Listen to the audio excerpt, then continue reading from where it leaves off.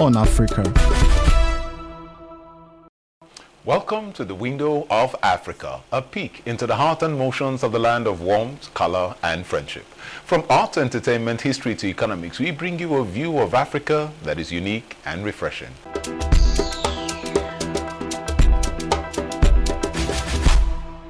Welcome back to Lens on Africa. Before we begin our weekly conversation, here is a short video backgrounder to set the pace.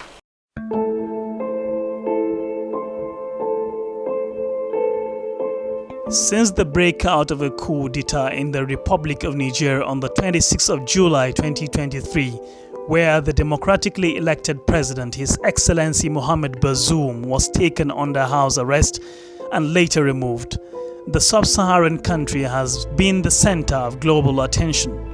Miffed by this development, the Economic Community of West African States, ECOWAS, in its first extraordinary summit on the Niger crisis, gave the military junta led by General Mohamed Taichi a weak ultimatum to hand over power to the democratically elected president, failure to which military intervention would be taken against the junta. The ultimatum has since elapsed and no military intervention, rather various sanctions, mostly economic, were placed on the military head by the regional body. Additionally, the regional body in its second extraordinary summit reiterated its resolve to take military action as a last resort and upon failure of dialogue in settling the crisis. Amidst these condemnations and threats, the military junta has refused to obey the international law.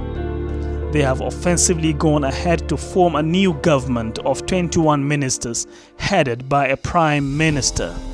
Also, the bickering between ECOWAS and the military junta has drawn much concern among neighboring countries such as Nigeria on the likelihood of military intervention in a country that is deeply contiguous in its northern part in every area of human lives. ECOWAS' threat is coming on the heels of the growing rate of coups in its region, with Mali, Burkina Faso, Guinea, and now Niger under military rule. The regional body hopes to use the Niger impasse to send warning signal to coup plotters in the West African region that the era of undemocratic government no longer exists. Given these developments, Lens on Africa examines the political turmoil in Niger Republic and the need to have diplomatic negotiations in ending the crisis. Stay tuned.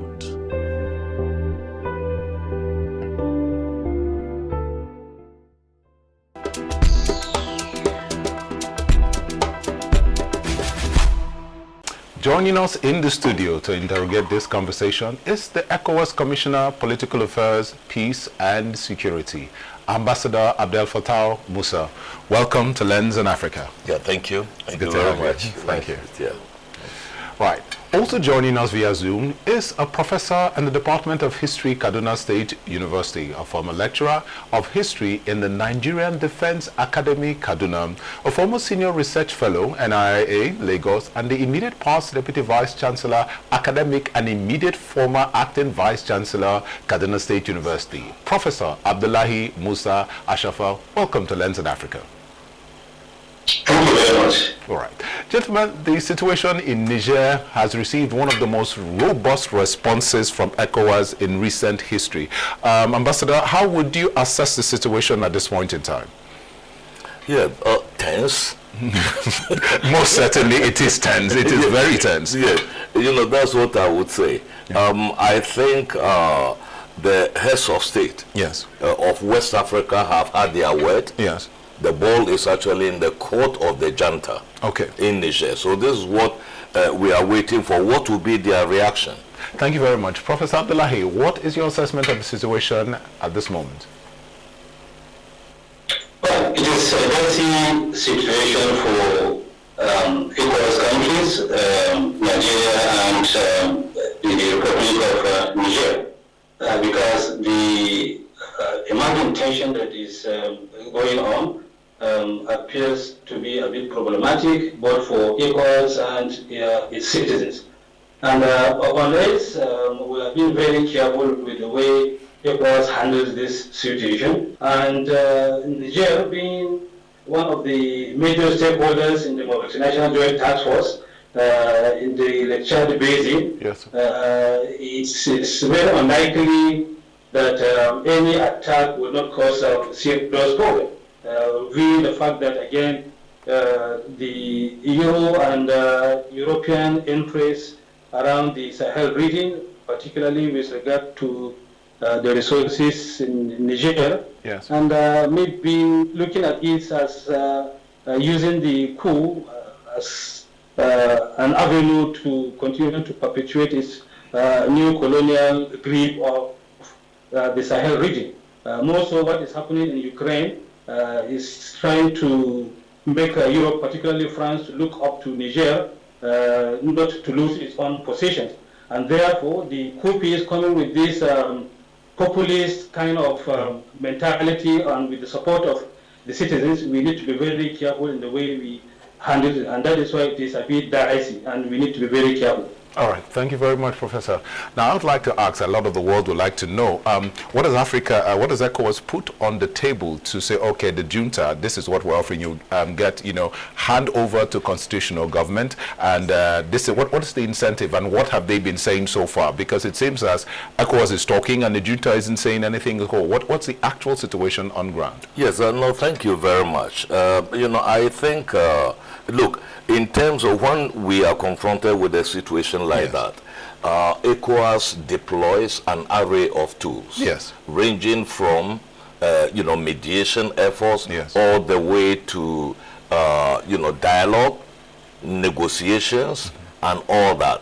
If that fails, right, then other methods will be used. Okay. In fact, the sanctions that have been imposed are part of the tools that ECOWAS is using to solicit response, positive response from the junta in Niger. Yes. So now, the issue is this. This is like the dialogue of the deaf, right? Yes. ECOWAS deploys missions into the country. They don't even have the modicum of respect to receive delegations, like the one led by General Abdullahi Abubakar, the former head of state of Nigeria, and then the Sultan of Sokoto. They went there and they were confined to the airport, and they had to come back.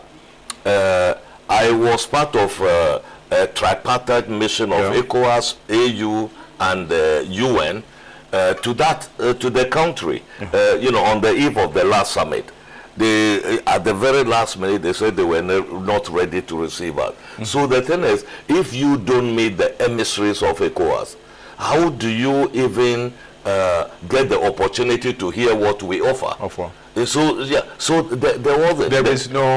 is no opportunity to dialogue to tell them that, okay, this is what we are demanding, and then in return, this is what we are going to do. The junta does not respond positively, then ECOWAS will have no option, because we have to enforce ECOWAS protocols, African Union protocols that Niger is signatory to. That is it. And what they have done is also against the Nigerian constitution, which clearly, proscribes any attempt by the military to intervene in the political arena. We'll get back to that, and we'll talk a little more about the issue of military action. Professor Abdullahi, I'd like to ask, it's a very dicey situation in Niger. Nobody wants to go to war, considering that in the past decade or so, no war that has been started has been successfully ended. Syria, Iraq, even recently Ukraine, it seemed like it was just going to be a few months, and we don't know what is going to happen. What are the real options, in your opinion, Professor Abdullahi, on ground, considering the sanctions are good, but it appears that the Nigerian people who ECOWAS is trying to save are suffering more from the sanction momentarily than the junta himself? What can be done realistically? AU, for example, to constitute a committee of wise men to handle certain issues like that. So I think by the time ECOWAS should use that, mellow down the use of threat and what have you, and then I don't think the junta may feel that it is strong enough to continue to confront ECOWAS. I think it is the approach. So let ECOWAS change its approach, and then let's see what happens. All right, thank you very much. Mr. Ambassador, so as we mentioned earlier, you talked about ECOWAS having no option but to take that stand. And I mean, it's considerable understanding that we've seen Mali, we've seen Ivory Coast, and today we've seen Niger as well going on. So ECOWAS had to take some measure of strong stand to say we do not accept this. I asked the same question I asked him, considering that in the last 10 years or so, we considered all the wars that have begun, Iraq, Syria, and Ukraine most recently, and others in Africa have not been ended. Will a military action not become, counterproductive at the last? We will not suffer more. We see Libya, for instance, within African borders here. What can we really do? Like he mentioned, why is there no other quasi-democratic options, options that can be employed in terms of, a council of wise men sent to Niger to see how conversations can begin, and to let the Nigerian people, ask them to calm down, as they say? Yeah, I think when we are comparing Iraq, Afghanistan, Syria, Ukraine, and the situation, in Niger, it's like comparing oranges with apples.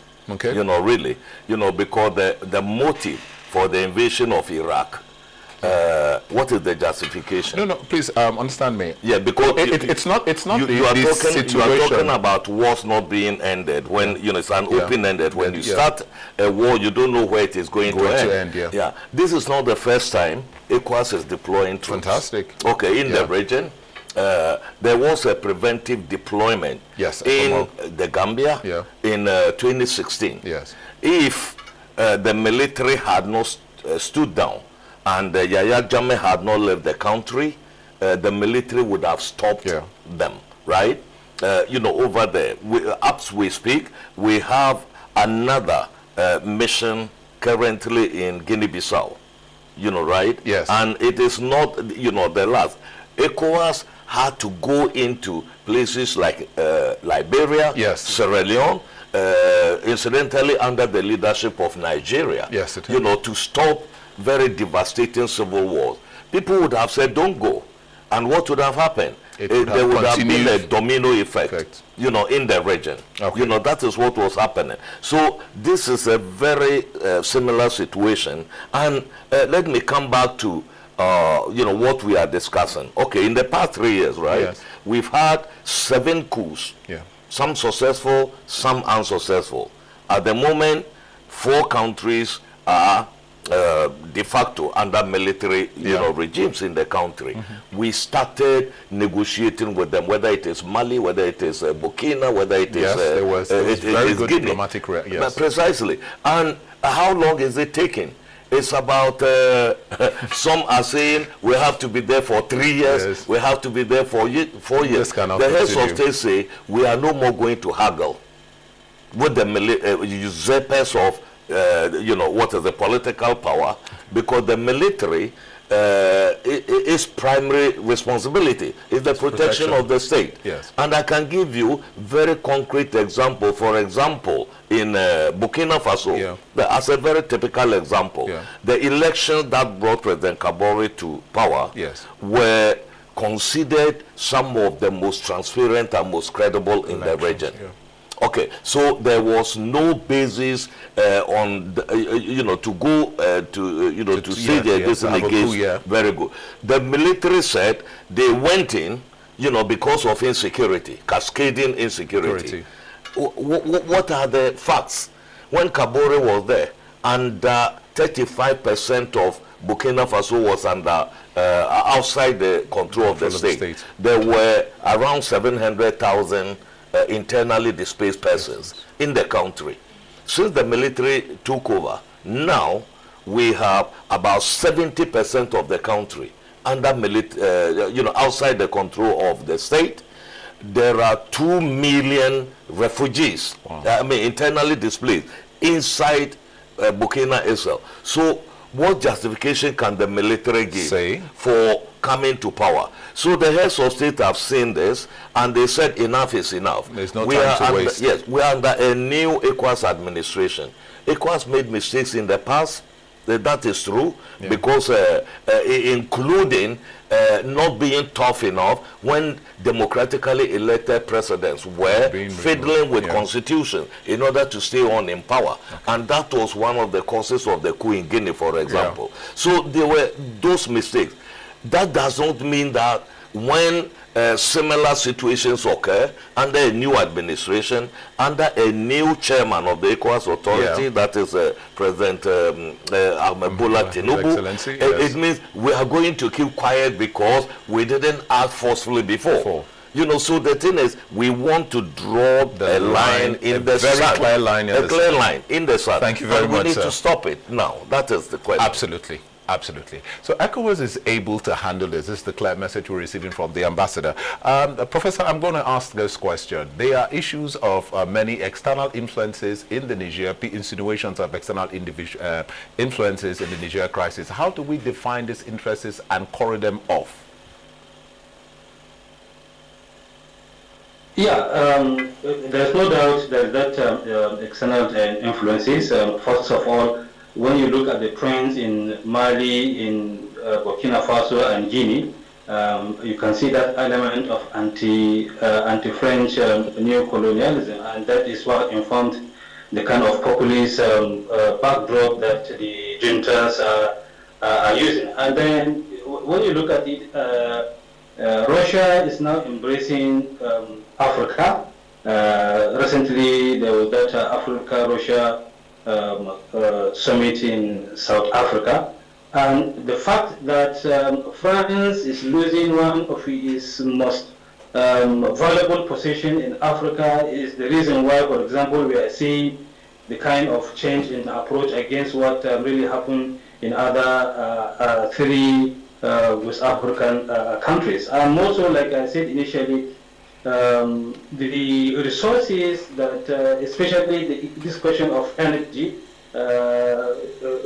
not wanting to continue to rely on Russia with this Ukrainian war, therefore the Niger Republic appears to be a suitable alternative. And therefore, when you look at what is happening, the US interest, the French interest on behalf of the EU, and then on the other hand, Russia trying to force itself, so to say, in these areas where these coups had taken place. It means that there is a geopolitical interest that is at stake. And therefore, this external influences is very clear with the case of Niger, because this did not really rear their heads when the three events took place in the other West African countries until now. And therefore the question is, why Niger Republic? And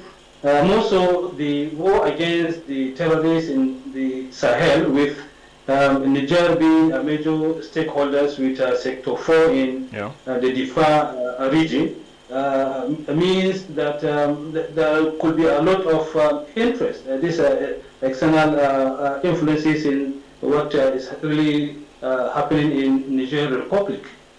All right, thank you very much, Professor. Ambassador, I'm going to come back to you on this particular matter, looking at the issues of dealing with crises like this, immediate and remote causes. What are the plans to ensure that the remote causes do not trigger of some other kind of plan in the future? What ECOWAS is saying is that, listen, our democratic practices may not be perfect, but you are not going to say... It is the best option yet. Yeah, exactly. But the thing is, look, there have been so many opinion polls in the region, one led by Afrobarometer, you know, which, had polls across the region. And the population, illiterate, literate, young, old, and others, said that democracy is the best option going forward. Yes, you know, it's the best alternative, even though it's not perfect. So all of us have to be very patient. Together, that is one. And today, the pressures that are on the young democracies go beyond just governance deficits. The global environment does not even augur well for that. You have the COVID-19. In fact, West Africa was one of the fastest growing economies before COVID-19. Okay, and globally, we are all suffering. The Ukraine war has also exerted a lot of enormous pressure on global economy, not least in Africa and West Africa. Yeah. So, even in look, I was in the UK just about a couple of weeks ago, and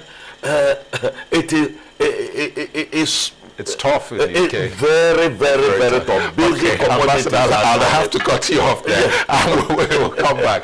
Professor, your last word, just in about 30 seconds, your last word for us today.